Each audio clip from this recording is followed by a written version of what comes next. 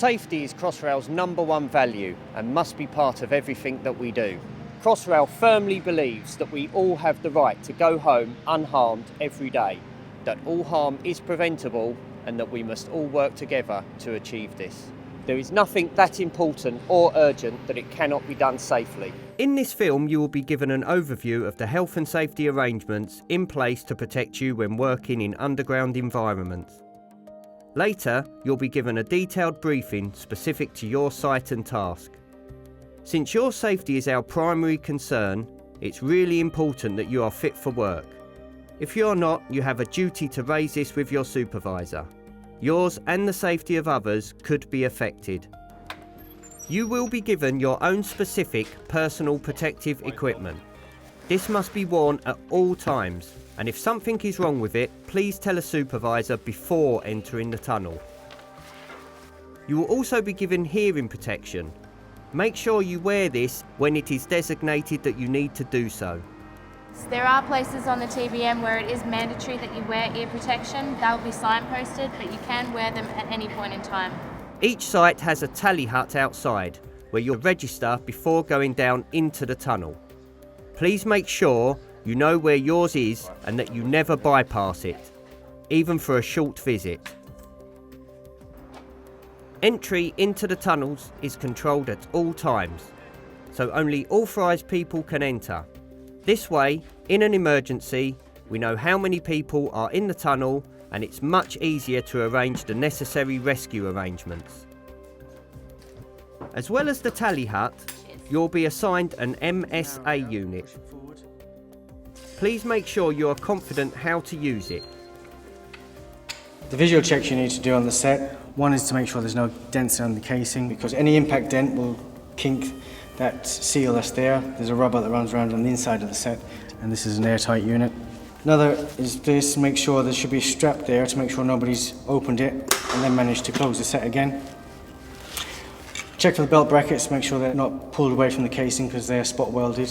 And the last thing, there's an indicator there that's half blue and half pink. If it turns pink, the set cannot be used. If you are unsure at any point, let us know and we'll arrange additional training. Make sure you don't take cigarettes, lighters or any other ignition sources into the tunnels. They are all no smoking areas.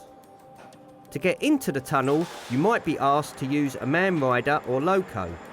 If so, always make sure your arms and legs stay inside the rider and that your equipment is stowed correctly. Please make sure you learn all the signs and understand the safety instructions in the underground site.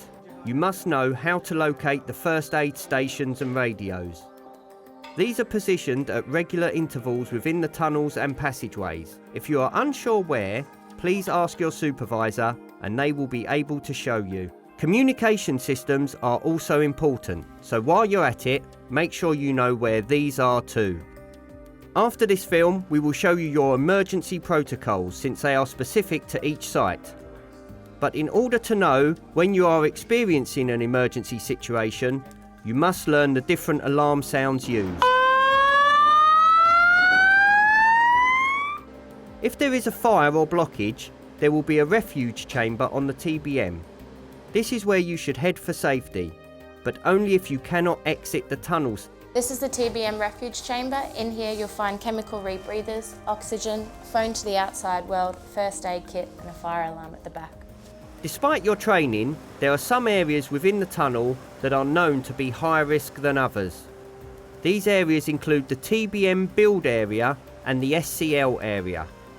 Flying particles, hoses and plant movements must be considered in these areas, so only specially trained and authorised persons may enter these sites when they have a specific permit that ensures it is safe for them to enter. The same goes for pressurised systems in use in the tunnels such as concrete and grout lines, hydraulic systems and air and water lines. Please make sure you are wearing the correct protective equipment and always know where the nearest eye wash station is. One of the most important things for you to remember is to be aware of the loco's movements. You shouldn't walk or work in the invert. Areas where you are allowed to walk will be clearly marked, and where a crossing is needed, you will be advised how to handle it. Only when instructed and when the loco has come to a complete stop will you be able to bus and debus. Above all, you must be aware of your surroundings, including the moving plant. Don't stand underneath anything that's moving and don't access any area that you haven't been trained or authorised to enter. There isn't time in this video to go over all the possible hazards you might encounter in the tunnels, but here are a couple of key ones to consider. Trailing cables, steps and access, slippery surfaces, electrical circuits, moving parts, heat and humidity, chemicals, grease and oils, power outage.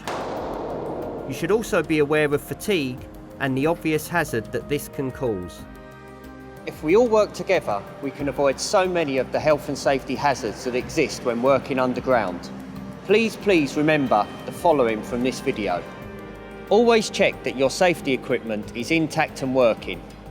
Never venture where you're not authorised to go. Only use tools and equipment that you're trained to use, and health surveillance will be carried out to ensure that you are fit for work. If you remember these key points, you're well on your way to ensuring a safe work environment. Remember, there is nothing so important on Crossrail that it cannot be done safely.